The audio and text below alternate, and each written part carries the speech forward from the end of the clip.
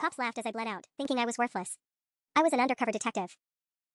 The taste of copper filled my mouth as I pressed my face against the cold asphalt, watching my blood pool beneath the flickering streetlight. 3 minutes.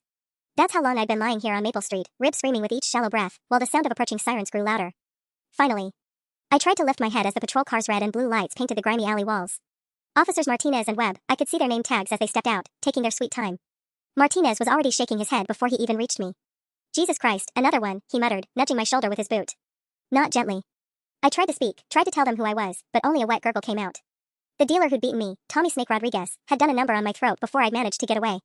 My badge and ID were sewn into the lining of my jacket, standard protocol for deep cover work. I just needed them to look. Check, my jacket, I wheezed. Webb laughed, actually laughed, as he crouched down next to me. Check your jacket for what, sweetheart? More stolen goods? Probably been turning tricks down here all night, Martinez added, lighting a cigarette. Look at the state of her. I couldn't blame them for the assumption. 3 months of undercover work had transformed Detective Sarah Chen into exactly what I appeared to be, a strung-out woman in torn clothes, too thin, too desperate. The department's makeup artist had given me track marks that looked real enough to fool anyone, and I'd been living in the Riverside District's worst neighborhoods, building my cover identity as Sasha. But I was dying. The metallic taste was getting stronger, and I could feel something wrong inside my chest. Punctured lung, maybe. Internal bleeding, definitely. Please, I gasped, grabbing weakly at Webb's sleeve. Hospital. Hospital? Martinez snorted. You know how much an ambulance costs, lady? Maybe next time you'll think twice before picking fights you can't win. Webb stood up, brushing off his pants like I'd contaminated him. She's probably got warrants anyway. Look, Martinez, we could book her for public intoxication, maybe disturbing the peace. But honestly? I don't want to deal with the paperwork. My thoughts exactly. Martinez flicked his cigarette butt, and it landed inches from my face, still glowing. She'll sleep it off. They always do. Badge, I managed to croak out. Inside pocket. But they were already walking away, their boots echoing off the narrow alley walls. Webb was saying something about grabbing coffee before their shift ended at 6 a.m. It was 5:23 now. I could see the digital clock on the bank across the street. Wait. The word came out stronger this time, powered by pure desperation. Detective. Chen. Narcotics Division. Martinez paused, half-turned. For a moment, I thought he'd heard me. Then he shrugged. Crazy talk. They all think there's somebody important when they're high. The patrol car door slammed shut. Taillights disappeared around the corner. I was alone again, bleeding out on Maple Street, invisible and worthless in their eyes. Just another piece of human debris cluttering up their beat. But I wasn't going to die here. And when I got out of this, not if, Officers Martinez and Webb were going to learn exactly how costly their assumption had been. I could hear my phone buzzing somewhere in the debris around me, probably knocked loose during the beating. Each vibration felt like a lifeline slipping away. That would be Detective Marcus Rivera, my handler, checking in for our scheduled 5:30 a.m. contact. Standard protocol for deep cover operations, missed 2 consecutive check-ins and the cavalry comes running. Problem was, I might be dead before 6 a.m. rolled around. The cold was seeping deeper into my bones, and I could feel my left leg going numb. That wasn't a good sign. I'd seen enough crime scenes to know what internal bleeding looked like, and the expanding dark stain beneath me painted a pretty clear picture. A car turned onto Maple Street, headlights sweeping across the alley. I tried to raise my arm, tried to signal for help, but my shoulder wouldn't cooperate. The vehicle, a late-model Honda, slowed as it passed. The driver, an older black woman in scrubs, rolled down her window. Honey, you okay down there? Help me, I managed, my voice barely above a whisper. She pulled over immediately, hazard lights flashing. Gloria Washington, according to the hospital ID badge hanging from her rearview mirror. Night shift nurse at St. Mary's General, probably heading home after a 12-hour shift. Oh my God, she breathed, kneeling beside me. Her hands were steady, professional, as she checked my pulse. What happened? Who did this to you? Need, hospital, I wheezed. Internal bleeding. Gloria was already dialing 911 on her phone. This is Gloria Washington, RN at St. Mary's. I need an ambulance at the corner of Maple and 3rd Street. Female victim, approximately late 20s, signs of severe trauma, possible internal injuries. She paused, listening to the dispatcher. No, the police haven't been here yet. What do you mean they already responded to this location? My blood turned to ice water.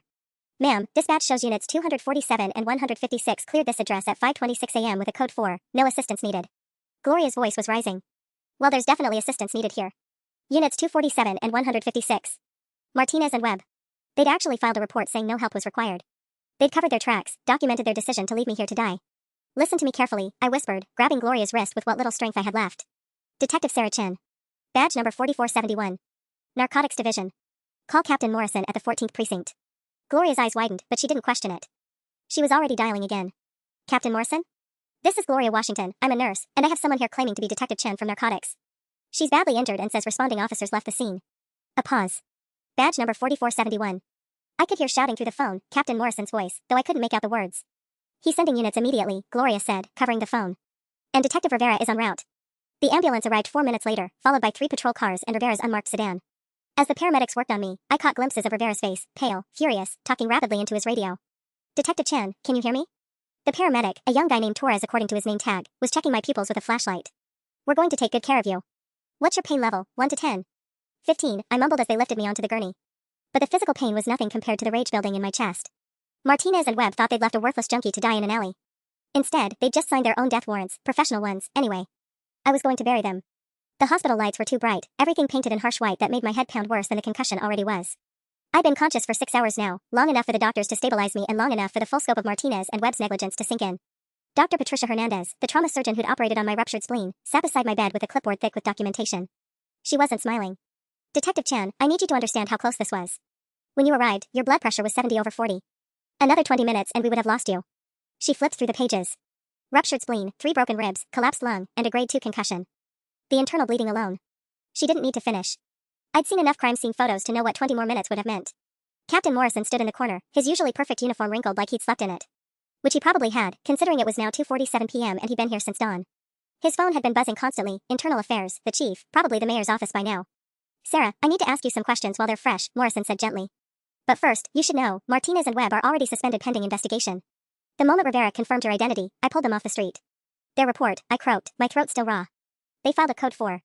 Morrison's jaw tightened. Unit 247 logged a welfare check, no assistance required at 5:26 a.m. Cleared the scene and went for coffee at Mickey's Diner on 5th Street. We have surveillance footage of them laughing at the counter while you were bleeding out. The fury that shot through me was so intense it made the heart monitor beat faster. Dr. Hernandez glanced at the readout, concerned. Detective Rivera pulled the body camera footage, Morrison continued. All patrol units are required to activate cameras for any civilian contact. We have everything, their comments, their refusal to check your ID, the cigarette butt. Webb actually kicked debris over the blood pool before they left. Rivera appeared in the doorway, holding a tablet. His partner of 3 years looked like he'd aged a decade overnight. Sarah, how are you feeling? Like I got hit by a truck driven by 2 cops who thought I was garbage. He winced. I brought the footage. Morrison thought you should see it before we proceed with formal charges. Charges? I tried to sit up straighter, ignoring the sharp pain in my ribs. Morrison nodded grimly. Dereliction of duty, filing false reports, failure to render aid. The district attorney is considering criminal negligence charges. Ramos from Internal Affairs will be here within the hour. Rivera handed me the tablet. This is from Webb's body camera. Fair warning, it's worse than you remember. I pressed play, watching myself from Webb's perspective. The timestamp showed 5:23 a.m. There I was, broken and bleeding, begging for help. And there was their laughter, crystal clear in the audio. Asterisk, she's probably been turning tricks down here all night. Look at the state of her. Asterisk. Asterisk, you know how much an ambulance costs, lady? Asterisk. The cigarette butt landing near my face. Webb brushing off his pants like I'd contaminated him. But what made my hands shake wasn't their cruelty, it was how normal they sounded. Like leaving people to die was just part of their routine. There's more, Rivera said quietly. We pulled their patrol logs for the past 6 months. This isn't the first time they've cleared welfare checks without actually checking welfare. At least 12 incidents in the Riverside district alone. 12 other people. 12 other human beings dismissed as worthless, left to suffer because Martinez and Webb couldn't be bothered with paperwork. I want copies of everything, I said, my voice steady now. Body camera footage, patrol logs, their personnel files, training records.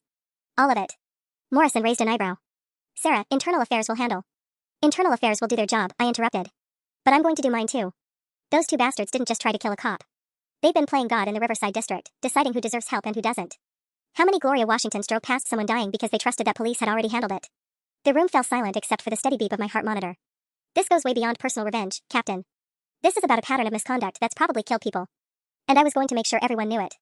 The knock on my hospital room door came at 4:15 p.m. sharp. Lieutenant Catherine Ramos from Internal Affairs entered with a kind of measured steps that told me this conversation was going to be more complicated than I'd hoped. She was younger than I'd expected, maybe 35, with steel gray eyes and a manila folder thick enough to stop a bullet. Behind her came someone I didn't recognize, a tall man in an expensive suit who screamed lawyer from his perfectly knotted tie to his Italian leather shoes. Detective Chan, I'm Lieutenant Ramos, IA. This is David Kellerman from the police union. She pulled up a chair while Kellerman remained standing near the door. I understand you've had a traumatic experience, but we need to discuss some inconsistencies. My stomach dropped. Inconsistencies? Ramos opened her folder, revealing a stack of documents I couldn't quite read from my angle. Officers Martinez and Webb have retained counsel. They're claiming your undercover operation wasn't properly authorized for the Riverside district. That's bullshit, I said, forgetting my diplomatic filter. Rivera filed all the paperwork. Captain Morrison signed off on everything. Kellerman spoke for the first time, his voice smooth as silk. Detective Chen, my clients responded to what appeared to be an intoxicated individual in distress. They exercised reasonable judgment in determining that medical intervention wasn't warranted. The fact that you were conducting an unauthorized investigation in their patrol area. Unauthorized? The heart monitor started beeping faster again. I've been working the Rodriguez case for 3 months. Every contact, every meet, every piece of intelligence has been documented and approved. Ramos held up a hand. That's what we're trying to clarify. The paperwork for your operation shows authorization for the Harbor District and the Industrial Zone. But you were found on Maple Street, which falls under the Riverside District jurisdiction. The pieces clicked together with sickening clarity. Someone had screwed up the territorial boundaries in my operation approval, or worse, someone had deliberately limited my authorization to give Martinez and Webb an out. Who requested the boundary restrictions? I asked. That information is part of an ongoing administrative review, Ramos said carefully. Which meant she either didn't know or couldn't tell me. Neither option was good. Rivera appeared in the doorway, his face flushed like he'd been running. Sarah, we need to talk. Now. Kellerman stepped forward. Detective Rivera, my clients have rights. Your clients are about to have bigger problems than employment law, Rivera snapped. I just got off the phone with DEA agent Martinez, different Martinez. Turns out our Detective Chen's beating wasn't random. Tommy Rodriguez had inside information about her identity. The room went dead silent. What are you saying? I whispered. Rivera's jaw was tight. Someone leaked your cover, Sarah. Rodriguez knew exactly who you were when he jumped you. The question is who told him. Ramos closed her folder slowly. Detective Rivera, if you're suggesting. I'm not suggesting anything yet. But Martinez and Webb's patrol logs show 17 routine stops in Rodriguez territory over the past month. 17 opportunities to chat with local dealers about the new girl asking too many questions. Kellerman's face had gone pale. You can't possibly be implying that my clients sold out an undercover cop? Let's see what the evidence says. My head was spinning, and not just from the concussion. If Rivera was right, if Martinez and Webb had blown my cover to Rodriguez, then leaving me to die wasn't just negligence, it was attempted murder. They'd tried to clean up their own mess by letting their leak victim bleed out in an alley. I want to see their phone records, I said quietly. Personal and department cells. Every call, every text for the past month. Ramos looked uncomfortable. Detective Chen, you're not in a position to make demands. Actually, Lieutenant, I think I am. I met her gaze steadily. Because if those two cops sold me out to Rodriguez and then left me to die to cover their tracks, this isn't just a disciplinary matter anymore. It's conspiracy and attempted murder. The silence stretched until Kellerman cleared his throat. I think my clients will need separate representation. Smart man. Because if I was right, Martinez and Webb weren't just facing termination anymore. They were looking at 25 to life. The complications started piling up like a multi-car accident at 7:23 p.m. when Captain Morrison returned with news that made my blood pressure spike high enough to alarm the nurses. Sarah, we have a problem, he said, closing the door behind him. Martinez and Webb's union rep filed an injunction blocking access to their phone records. Judge Henley granted a temporary restraining order until a full hearing can be scheduled. When's the hearing? I asked, though I already knew I wouldn't like the answer. 3 weeks minimum. Maybe longer if they can prove the records request violates their privacy rights. 3 weeks. In 3 weeks, any evidence of communication with Rodriguez's crew could disappear. Phones could be wiped, burner devices destroyed, witnesses could vanish into the underground network that made the Riverside district so perfect for drug operations. Rivera paced beside my bed like a caged animal. There has to be another way. What about surveillance footage from their patrol route? Traffic cameras, business security systems? Morrison shook his head. Already checked. The city's been upgrading the camera network. Half the intersections in Riverside have been dark for 2 months while they install new equipment. Perfect timing, right? Too perfect, I muttered, then caught Morrison's sharp look. Come on, Captain. You don't find it convenient that the two cops working Rodriguez's territory just happen to patrol the same areas where surveillance has been conveniently offline? What are you suggesting? Before I could answer, Dr. Hernandez knocked and entered with another woman I didn't recognize, Asian, maybe 40, wearing a federal ID badge that made my pulse quicken. Detective Chen? I'm Special Agent Linda Park, FBI Public Corruption Unit. She flashed her credentials. We need to discuss your case. Morrison straightened. Agent Park, I wasn't aware the Bureau had opened an investigation. We opened one about 6 minutes ago, Park interrupted smoothly. The moment Detective Rivera's DEA contact flagged potential police corruption in an ongoing federal drug investigation. My head started pounding harder. Federal investigation? Park pulled up the spare chair. Tommy Rodriguez isn't just some street dealer, Detective Chen. He's been moving product for the Castellanos organization. We've been building a RICO case for 18 months. Your undercover work accidentally intersected with a federal operation. Why wasn't narcotics informed? Rivera demanded. Because we had reason to believe there was a leak in local law enforcement. Turns out we were right. Park opened a thin file folder. Rodriguez has been feeding information to someone with a badge. Someone who knew about patrol schedules, upcoming raids, even which confidential informants were working with police. The pieces were clicking together, forming a picture that made me nauseous. Martinez and Webb weren't just selling me out. They'd been working for Rodriguez all along. That's our working theory. Which means your beating wasn't retaliation for asking questions, it was an execution attempt that failed. Park's voice was clinical, but I caught the flash of anger in her eyes. They couldn't kill you outright without raising suspicions, so they fed you to Rodriguez and then made sure you'd die slowly when you escaped. Morrison sank into the remaining chair. Jesus Christ. How long has this been going on? We're still mapping the timeline, but at least 8 months. Maybe longer. Park turned back to me. Detective Chan, I know you've been through hell, but we need your help. You're the only person who can testify to their direct negligence, and with the federal corruption charges, we can bypass their union protections. What do you need? Everything you remember from the past 3 months.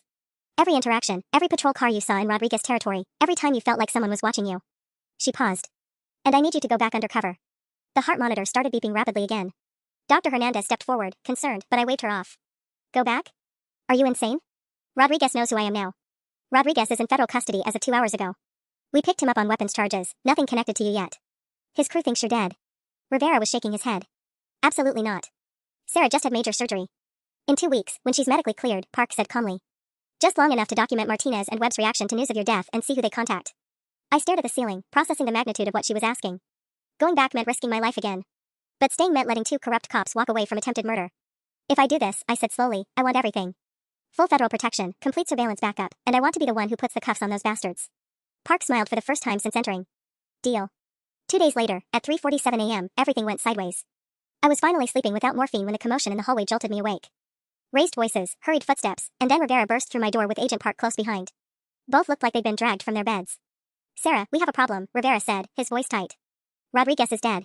The words hit me like ice water. What do you mean, dead? Park's expression was grim. Found hanging in his federal holding cell 6 hours ago.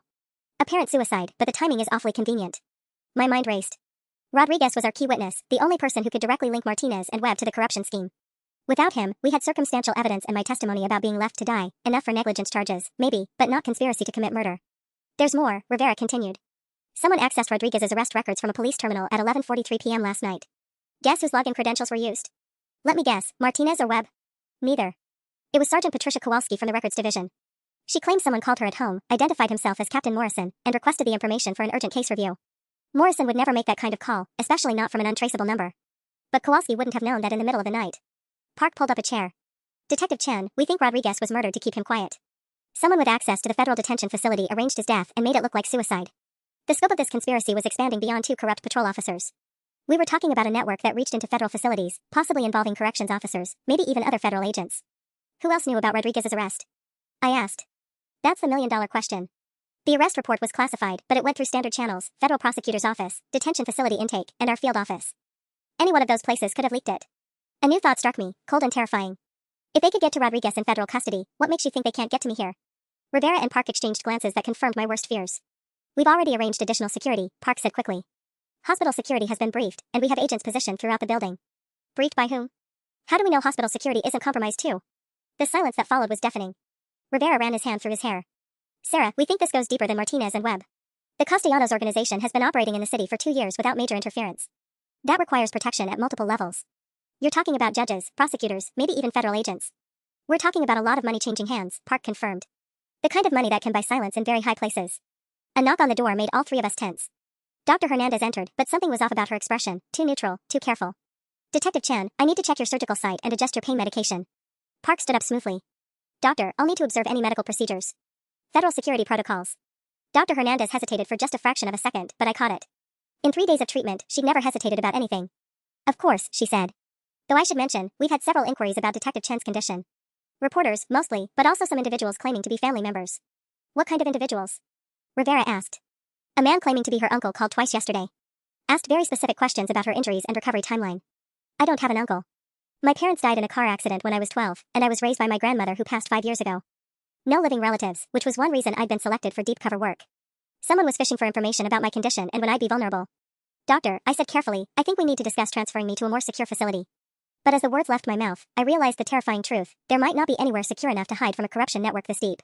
They'd killed Rodriguez in federal custody. A hospital would be child's play. The transfer to the secure federal medical facility happened at 4:17 a.m., 43 minutes after Dr. Hernandez's revelation about my mysterious uncle. Agent Park had made the call while Rivera coordinated with hospital security to clear our route through service corridors. But as the ambulance pulled away from St. Mary's General, I caught sight of a familiar patrol car in my side mirror, Unit 156. Webb's car, idling in the hospital parking lot with its lights off. Rivera, I whispered, nudging him. Webb's following us. Rivera turned to look, then immediately radioed the federal agents in the chase car behind us. Unit 156 is tailing the ambulance. Subject should be suspended. Why is he on patrol? The response crackled back immediately, negative on the suspension. Records show officers Martinez and Webb returned to active duty as of 6 p.m. yesterday. Union grievance overturned their administrative leave pending investigation. My blood ran cold. How is that possible? Agent Park was already on her phone, speaking in rapid, clipped sentences. When she hung up, her expression was murderous. Judge Henley, the same judge who granted the restraining order on their phone records, ruled that suspension without pay violated their due process rights. They're back on the street until formal charges are filed. And when will formal charges be filed? I asked, though I already dreaded the answer. The district attorney's office is requesting additional evidence before proceeding. Could be weeks. Weeks. Meanwhile, Martinez and Webb were free to patrol the same streets where they'd left me to die, with full police authority and weapons. The ambulance turned onto Federal Plaza, but Unit 156 kept going straight on Main Street. Webb wasn't following us to the medical facility, he was just making sure we knew he was watching. The Federal Medical Center was a fortress compared to St. Mary's General. Armed guards, metal detectors, security cameras every 10 feet. My new room was on the 4th floor with bulletproof windows and a view of the city that reminded me just how many people might want me dead. Agent Park settled into the chair beside my bed with a new file folder. Detective Chen, we need to discuss what happens next. Rodriguez's death changes everything. It eliminates our key witness. It eliminates one witness. But we've been monitoring communications since his arrest, and someone's been very busy making phone calls. She opened the folder, revealing printed transcripts. These are from a wiretap on Martinez's personal cell phone. We got emergency authorization after Rodriguez turned up dead. I scanned the first page, and my heart rate spiked. The conversation was from 2:34 a.m., just hours after Rodriguez's body was found. Asterisk Martinez, the problem's handled. Our friend won't be talking anymore. Asterisk. Asterisk unknown male, what about the cop? She's still breathing. Asterisk. Asterisk Martinez, for now. But accidents happen in hospitals all the time. Asterisk. Asterisk unknown male, make it look natural. Heart complications from her injuries. Asterisk. Asterisk Martinez, already arranged. Our contact in medical has access to her 4 lines. Asterisk. Jesus Christ, I breathed. They were going to poison me. Dr. Patricia Vance, night shift supervisor at St. Mary's. Arrested 1 hour ago trying to dispose of a vial of potassium chloride. Park flipped to the next page. Untraceable in small doses, would have caused cardiac arrest that looked consistent with your trauma injuries. The scope of this conspiracy was staggering. Not just 2 corrupt patrol officers, but a network including hospital staff, federal detention officers, judges, and God knew who else. The unknown male voice, do we have an ID? Park's expression darkened. Voice analysis came back with a 94% match for Detective Lieutenant James Crawford, Internal Affairs Division. The room started spinning. Crawford was Rivera's supervisor. He'd been briefed on every aspect of my undercover operation. Every location, every contact, every piece of intelligence I'd gathered. Lieutenant Ramos, I said suddenly. The IA investigator who came here asking about jurisdictional authorization. She's clean. Crawford sent her in blind, fed her false information about your operational boundaries to create reasonable doubt about your authorization. Park closed the folder. Detective Chen, we believe Lieutenant Crawford has been feeding information to the Castellanos organization for at least 2 years. Your operation got too close to exposing the network, so he ordered your elimination. Rivera appeared in the doorway, his face ashen. Sarah, I just got word from Captain Morrison. Crawford's requesting all your case files and operational reports. He's claiming IA needs them for the misconduct investigation. When? He's already got them. Picked them up 20 minutes ago. Every contact, every safe house, every confidential informant I developed over 3 months, Crawford now had access to all of it. People who'd trusted me with their lives were about to become targets. We have to warn them, I said, trying to sit up despite the pain. Gloria Martinez, the bartender at Cisco's who helped me make contact with Rodriguez's crew. Danny Kim, who let me use his apartment for meets. If Crawford gives those names to the Castellanos people. They're already dead, Park said quietly. Gloria Martinez was found shot in her apartment 4 hours ago. Danny Kim is missing. The weight of it crashed over me like a physical blow. People had died because they'd helped me. Because I'd failed to see the corruption in my own department. How many more names are in those files? I whispered. Rivera's voice was barely audible. 17 confidential informants. 12 safe house operators. 6 undercover contacts. 35 people whose lives were now in danger because a corrupt lieutenant wanted to protect his blood money. Agent Park, I said, my voice steady despite the rage building in my chest, I want to make a deal. The deal I proposed to Agent Park was simple, use me as bait to expose the entire network. But first, we needed to save the 35 people whose names Crawford now possessed. It's not that simple, Park said, pacing beside my hospital bed. We can't just call them, Crawford would know we're onto him the moment anyone disappears or changes their routine. Then we do it quietly. One by one, through channels he can't monitor. Rivera shook his head. Sarah, half these people don't trust federal agents. They worked with you because you'd spent months building relationships.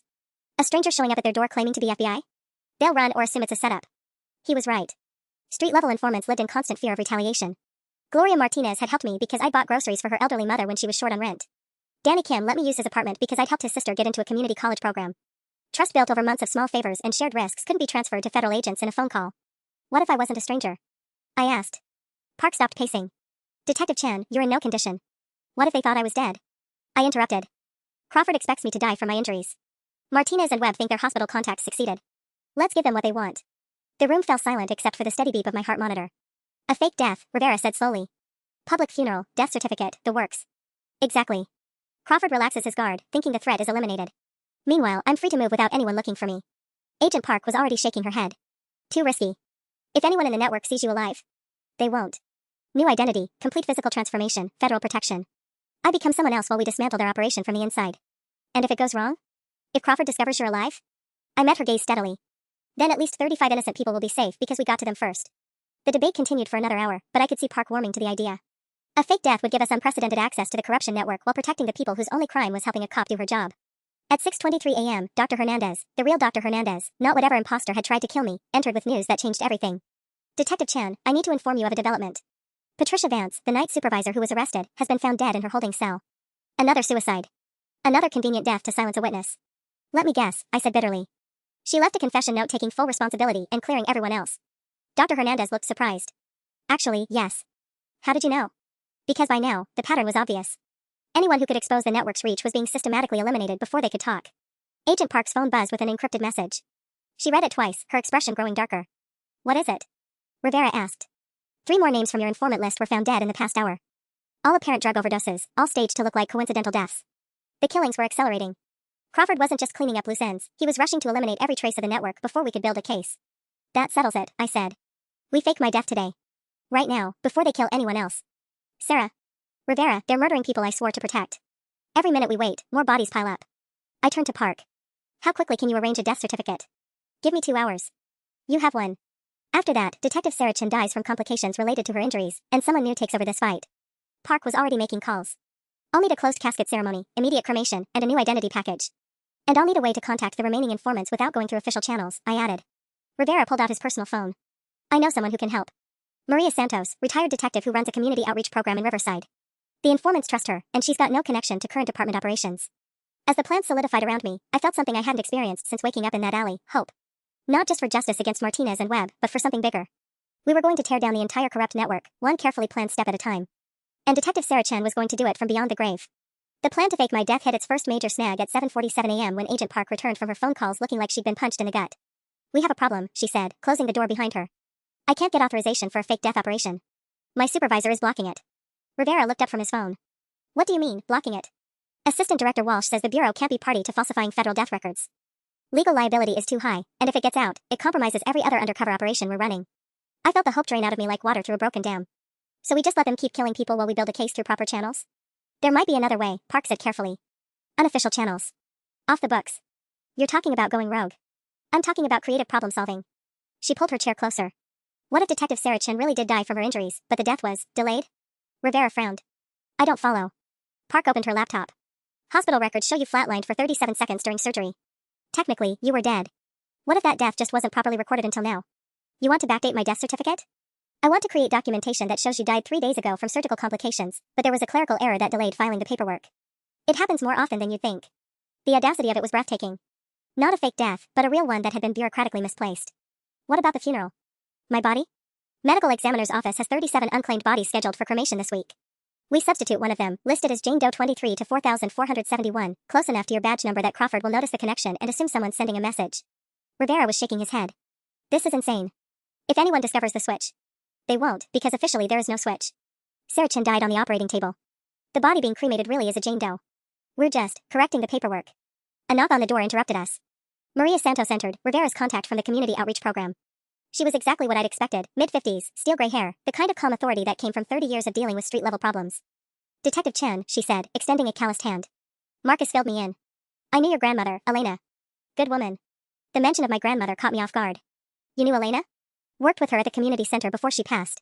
She'd be proud of what you're trying to do. Maria sat down without invitation. I've already started reaching out to your people. Quiet conversations, no specifics. Just letting them know things might get complicated and they should consider taking vacations. How many have you contacted? 14 so far. 3 are already gone, left town this morning with their families. The rest are scared but willing to help if it means stopping the people who killed Gloria and the others. Agent Park leaned forward. Mrs. Santos, what we're discussing here requires complete confidentiality. Agent Park, I've been keeping secrets since before you were born. The question is whether you're serious about protecting these people or just looking for evidence to build your case. The challenge hung in the air. Park's federal investigation was important, but Maria was right, people were dying while we worried about proper procedures. Both, I said finally. We need to build a case that will stick, but we also need to keep innocent people alive. Maria, if I could disappear completely, start fresh with a new identity, could you help me reconnect with the informants who are willing to cooperate? Probably. But it would take time, and trust isn't something you can rush. How much time? Maria considered carefully. 2 weeks, maybe 3. Assuming nobody else turns up dead in the meantime. Rivera's phone buzzed with a text message. His face went pale as he read it. What now? I asked. Captain Morrison. He wants to see me in his office immediately. Says Internal Affairs has new questions about my supervision of your undercover operation. Crawford was moving faster than we'd anticipated. Instead of waiting for my natural death, he was actively investigating the federal investigation itself. Don't go, Park said immediately. If Crawford's behind this, walking into that meeting could be a trap, Rivera finished. But if I don't show, it confirms we know something's wrong. I closed my eyes, thinking through the implications. Every move we made was being watched and countered by people with access to the same resources we had. Marcus, I said quietly, what if you went to that meeting, but Detective Sarah Chin really was already dead?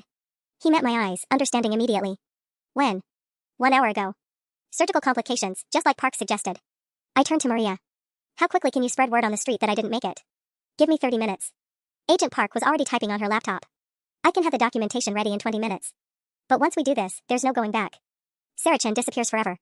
I thought about the woman who'd been beaten in that alley, the detective who'd spent 3 months building trust with people society had written off. She'd failed to see the corruption in her own department, and that failure had gotten innocent people killed. Maybe it was time for her to die. Do it, I said. And let's see how Crawford reacts when he thinks he's won. The fake death went live at 11:23 a.m., and Crawford took the bait in less than 40 minutes. Agent Park monitored his communications from her laptop while I lay dead in the federal medical facility, officially non-existent but very much alive and listening to every word through encrypted radio feeds.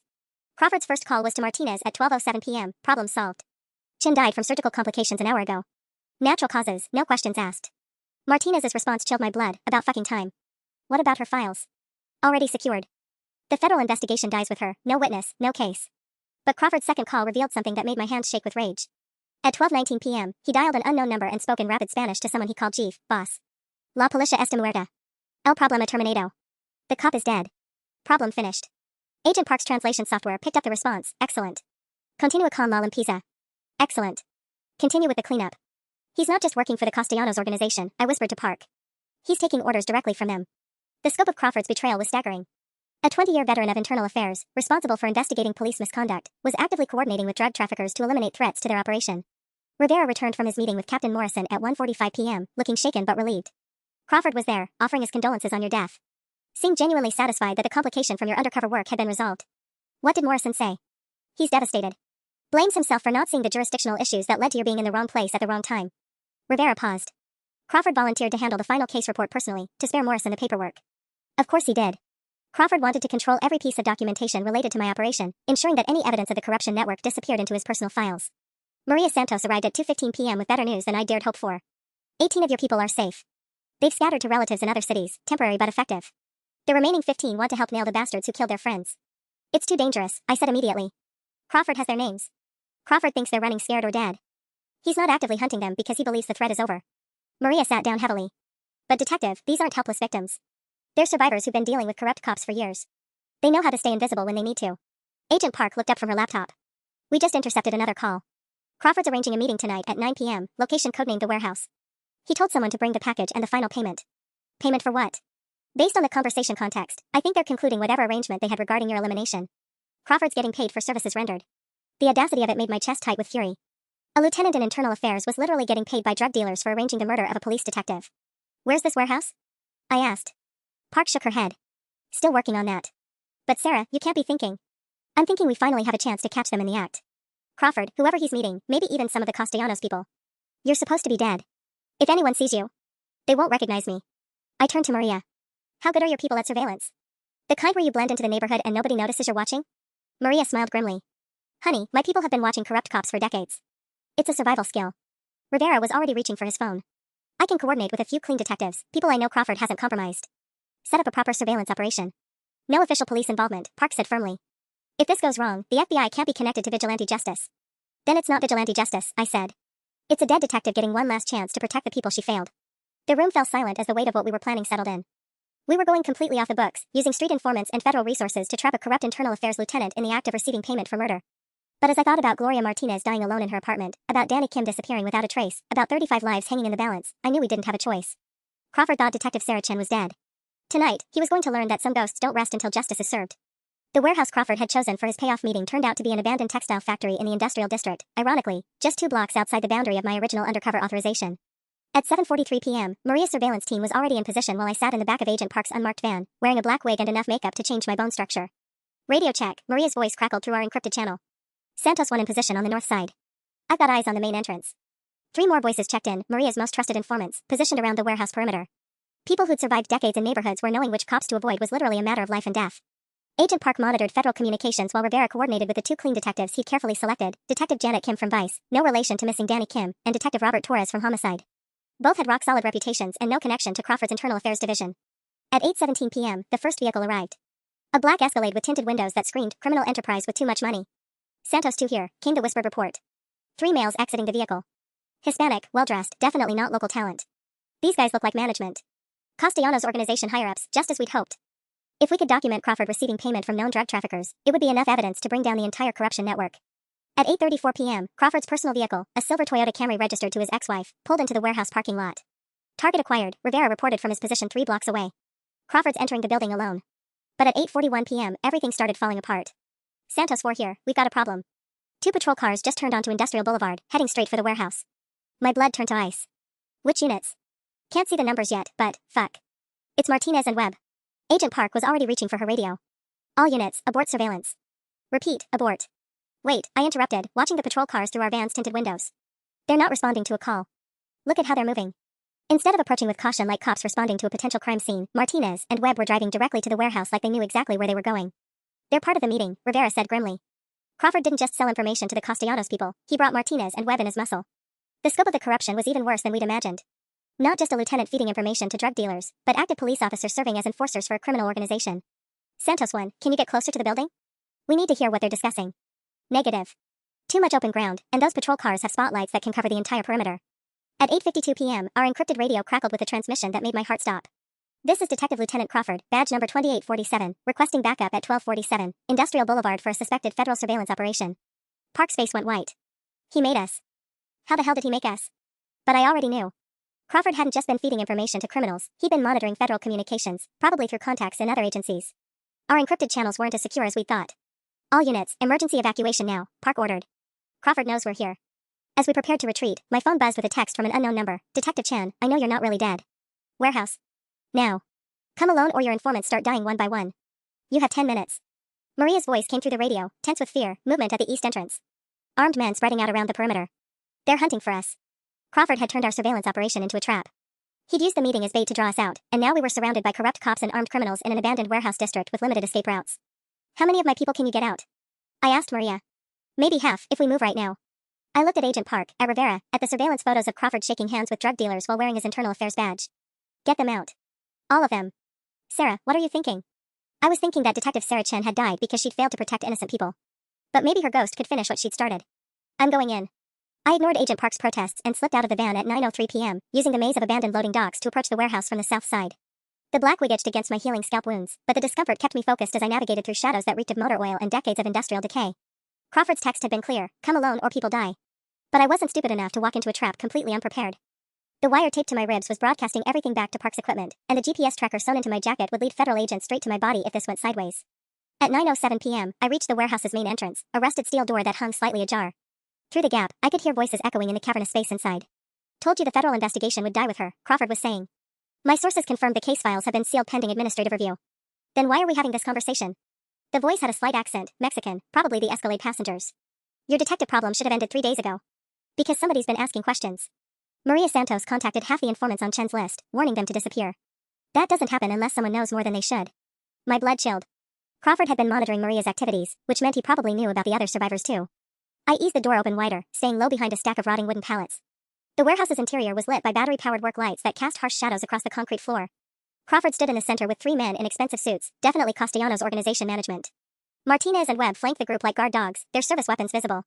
The Santos woman is handled, one of the suited men said, checking his gold Rolex. Our people picked her up 20 minutes ago. The words hit me like a physical blow. Maria had been captured while trying to evacuate the surveillance team. How many others had Crawford's people taken? What about the federal agent? Crawford asked. Park's been sniffing around since Rodriguez died. Agent Park will have an unfortunate accident within the hour. Car trouble on a dark road, very tragic. The man's casual tone while discussing murder made my hands shake with rage. Crawford nodded and pulled out a thick manila envelope. Final payment as agreed.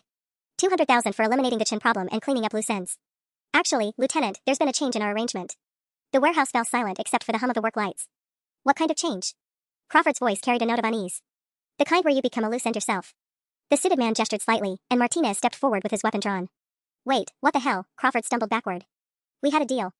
We had an arrangement that required discretion. Killing federal agents draws too much attention. The organization is cutting ties with local assets. Crawford's face went white as he realized what was happening. After months of betraying his badge and getting cops killed, his criminal partners were preparing to eliminate him too. Martinez, Webb, you can't be serious about this. We're police officers. Webb laughed, the same laugh I'd heard while bleeding in that alley. We're businessmen, Crawford. The badge is just a convenient cover. At 9:14 p.m., I made a decision that would either save Maria and Agent Park or get us all killed. I stepped out from behind the pallets, my voice carrying across the warehouse floor. Gentlemen, I think you're forgetting someone. Every weapon in the building swung toward me as Crawford's mouth fell open in shock. Detective Sarah Chen, I said calmly, walking into the circle of light. Back from the dead and very interested in your business proposal. The silence stretched for exactly 3 heartbeats before Crawford found his voice. Impossible. You died from surgical complications. I have the death certificate. Funny thing about paperwork, I said, keeping my hands visible but ready. Sometimes it gets filed prematurely. I looked directly at Martinez and Webb, whose weapons were still trained on me. Remember me, boys? The junkie you left bleeding in the alley? Webb's face had gone pale under the harsh work lights. You're supposed to be dead. I got better. Amazing what proper medical care can do when someone actually calls for an ambulance. I took another step forward, noting the positions of all 5 men. Though I have to admit, your plan was solid. Beat me half to death, leave me to die, then cover your tracks with a false report. Very professional. The suited man who'd been threatening Crawford, expensive watch, manicured nails, definitely management level, studied me with calculating eyes. You're wearing a wire. Of course I am. Federal agents tend to be thorough about documentation. I smiled coldly. But here's what's interesting, you gentlemen just confessed to planning the murder of an FBI agent while discussing payment for killing a police detective. Even if you shoot me right now, that conversation is already being broadcast to people who very much want to meet you. Crawford was backing toward the warehouse's rear exit, his internal affairs badge glinting in the light. This is insane. I'm a lieutenant in the police department. I have rights. You have the right to remain silent, I interrupted. Though you've already waived that pretty thoroughly. Martinez raised his service weapon. Enough talking. Chen, you should have stayed dead. Probably. But I had unfinished business. I looked around the group. 35 people on my informant list, and you bastards have been hunting them like animals. 3 already dead, Maria Santos captured, God knows how many others running for their lives. The man with the expensive watch checked his Rolex again. This conversation is over. Martinez, handle this. But at 9:17 p.m., the warehouse's main lights suddenly blazed to life, flooding the space with harsh fluorescent illumination.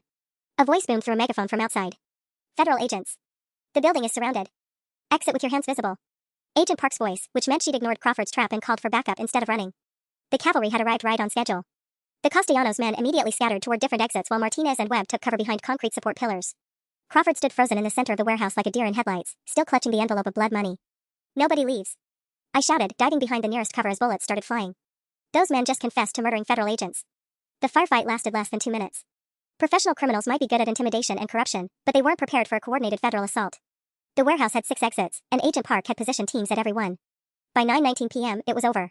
Martinez and Webb surrendered when federal agents came through the skylights with tactical gear. The 3 Castellanos men were face down on the concrete with zip tie restraints.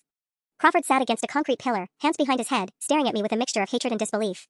Detective Sarah Chen, Agent Park said as she approached, grinning despite the tactical vest and drawn weapon. I thought you were supposed to be dead. Greatly exaggerated, I replied, pulling off the itchy black wig. Though I think it's time for Detective Sarah Chen to make her official resurrection. As federal agents read rights to 5 corrupt cops and drug dealers, I realized that sometimes the best way to solve a case is to let the bad guys think they've already won. The aftermath of the warehouse raid brought revelations that made our corruption case look like amateur hour compared to what we'd actually uncovered. At 11:47 p.m., Agent Park sat across from me in the federal building's secure conference room, surrounded by evidence boxes that painted a picture of systematic betrayal spanning nearly 3 years. Detective Chen, what we found in Crawford's personal files changes everything, she said, opening a manila folder thick with bank statements. He wasn't just taking bribes, he was running a full-scale intelligence operation for the Castellanos organization. The documents spread across the table told a story that made my stomach turn.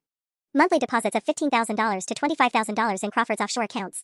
Detailed reports on pending police operations, complete with officer assignments and tactical plans. Lists of confidential informants across 6 different precincts, with notations marking which ones had been handled. How many cops were involved? I asked, though I wasn't sure I wanted to know. 12 that we can confirm so far. Martinez and Webb were just the enforcement arm. Crawford had sources in narcotics, vice, even the chief's office. Park flipped to a page covered in handwritten notes. Look at this, he's been selling information about witness protection relocations, federal task force operations, even grand jury proceedings. Rivera appeared in the doorway, holding his phone with a grim expression. Sarah, we have a bigger problem. The 3 Castellanos men we arrested? They're claiming diplomatic immunity. What do you mean, diplomatic immunity? Carlos Mendez, the one with the expensive watch, is listed as a cultural attaché with the Mexican consulate. Has paperwork to prove it. Rivera slumped into a chair. His lawyers are already filing motions to dismiss all charges based on diplomatic status. Agent Park was shaking her head. That's impossible. We ran background checks. On fake identities. The State Department confirms that Carlos Mendez has legitimate diplomatic credentials issued 8 months ago. Rivera's jaw was tight with frustration. Someone with serious political connections arranged his cover identity. The scope was expanding again, reaching beyond local corruption into international territory. A drug organization with diplomatic protection meant connections at the federal level, possibly involving State Department officials or congressional staff. What about Crawford's confession? The wire recording? Inadmissible if Mendez has diplomatic immunity. His statements about bribing police officers and ordering murders can't be used as evidence. Park closed the folder. We're looking at a potential international incident if we try to prosecute. At 12:23 a.m., Captain Morrison arrived with news that complicated everything further. His usual composed demeanor had cracked, revealing an exhaustion that seemed to age him 10 years. Detective Chan, I owe you an apology that goes beyond words, he said, settling heavily into the remaining chair. I've been reviewing Crawford's internal affairs cases for the past 2 years. Every misconduct investigation that got buried, every complaint that disappeared, he controlled all of it. How many cases? Morrison's voice was barely audible. 47 official complaints against officers in the Riverside District alone. Sexual assault allegations, excessive force, evidence tampering, Crawford classified them all as unsubstantiated and sealed the files. The mathematics were staggering. 47 victims who'd come forward seeking justice, only to have their complaints disappear into Crawford's corrupt system. How many others had never bothered reporting, knowing the system was rigged? There's more, Morrison continued. 3 officers who tried to report suspicious activity within their own precincts were transferred to desk duty or forced into early retirement. Crawford destroyed their careers to protect his network. Who were they? Detective Lisa Warren from Vice, Sergeant Michael Torres from Patrol, and Officer Jennifer Kim from Community Relations. Morrison pulled out a thin file. All 3 filed detailed reports about suspicious communications between patrol officers and known criminals. Crawford buried their investigations and had them labeled as problem officers. Agent Park leaned forward. Are they willing to testify? Warren and Torres, yes.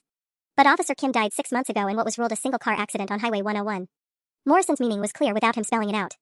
Another convenient death. Another witness silenced before she could expose the truth. Rivera's phone buzzed with an urgent message. His face went pale as he read it. What now? I asked, dreading the answer. Maria Santos is in the hospital. Severe beating, but she's conscious and talking. He paused, reading further. She managed to escape her captors and made it to a payphone. Says she has information about a planned retaliation against the federal task force. The network was wounded but not dead. And like any dangerous animal backed into a corner, it was preparing to strike back with everything it had left. Agent Park, I said quietly, I think we're going to need a bigger safe house. The final confrontation came at 6:47 a.m. in the federal courthouse, where Crawford sat in shackles across from me in the witness preparation room. His expensive suit had been replaced with orange prison scrubs, and the arrogance that had carried him through 20 years of corruption had crumbled into something that looked almost human. Detective Chan, he said quietly, you have to understand, I never meant for anyone to get hurt. You mean besides Gloria Martinez? Danny Kim? Officer Jennifer Kim? I kept my voice level, though every word felt like swallowing glass. Were the 47 victims whose complaints you buried? Crawford's hands shook as he reached for the water cup on the table. The money started small. 5,000 here, 10,000 there, just to look the other way on some minor drug arrests. I told myself I was preventing violence, better to let the dealers operate quietly than have shooting wars in the streets. When did it escalate to murder? When Rodriguez got too sloppy. He was drawing federal attention, threatening the entire arrangement. Crawford met my eyes for the first time. Mendez said they just needed Rodriguez to disappear quietly. I didn't know they planned to beat you half to death as a message to other cops. But you knew Martinez and Webb left me bleeding in that alley. I knew. His voice dropped to a whisper. And I knew they'd filed a false report. By then, I was in too deep to stop it. Agent Park entered with a manila folder, the final piece of evidence that would seal Crawford's fate. Lieutenant Crawford, your cooperation has been noted, but the federal judge needs to hear your complete statement about the diplomatic immunity fraud. Crawford's face went ashen. If I testify about Mendez's fake credentials, the cartel will kill me in prison within a week. If you don't testify, you'll spend the rest of your life there anyway. I leaned forward. Carlos Mendez isn't a cultural attaché, is he? He's the Castellanos organization's money laundering specialist. Has connections in the State Department through his cousin, Deputy Assistant Secretary Elena Vasquez. Crawford's words came faster now, like a dam breaking. She arranged his diplomatic papers in exchange for $2 million in campaign contributions to her husband's congressional race. The corruption reached all the way to Washington. Congressional families taking cartel money in exchange for diplomatic cover for drug operations. At 9:15 a.m., I took the witness stand in federal district court to face the 5 men who tried to kill me. Martinez and Webb sat at the defendant's table looking defeated, their police careers and pensions forfeited. The 3 Castellanos operatives wore expensive suits but handcuffs, their diplomatic immunity claims crumbling under the weight of Crawford's testimony. Detective Chen, the federal prosecutor began, please tell the court what happened on the morning of March 15th when you encountered officers Martinez and Webb. I looked directly at Martinez as I spoke, remembering the taste of blood and asphalt, the sound of their laughter while I fought to stay conscious. They left me to die because they thought I was worthless, I said clearly. A junkie whose life didn't matter enough to call an ambulance. But their greatest mistake wasn't the cruelty, it was underestimating how far a worthless junkie would go to get justice. The jury deliberated for 47 minutes. Martinez and Webb received 25 years for conspiracy and attempted murder. Crawford got 15 years for racketeering and civil rights violations. The 3 Castellanos men faced federal trafficking charges that would keep them locked up until they were old men. But the real victory came 3 months later, when I stood before 32 graduates of the new police academy training program I'd helped design. Community First Policing, we called it, mandatory classes on unconscious bias, de-escalation with vulnerable populations, and recognizing the humanity in every person an officer encounters. Every person you meet on the street is someone's family, I told the rookies, thinking of Gloria Martinez and all the others we'd failed. Your badge doesn't make you better than them. It makes you responsible for them. As I pinned badges on the new officers, I caught my reflection in the ceremony hall's windows. Detective Sarah Chen had died in that alley and been reborn in a federal warehouse. The woman looking back at me had scars that would never fully heal, but also a purpose that would never waver. Sometimes justice isn't about punishment, it's about making sure the next person bleeding on the street gets the help they deserve, no matter what they look like or where they're found. The cops who laughed as I bled had taught me the most valuable lesson of my career: everyone is worth saving, especially when the system says they're not.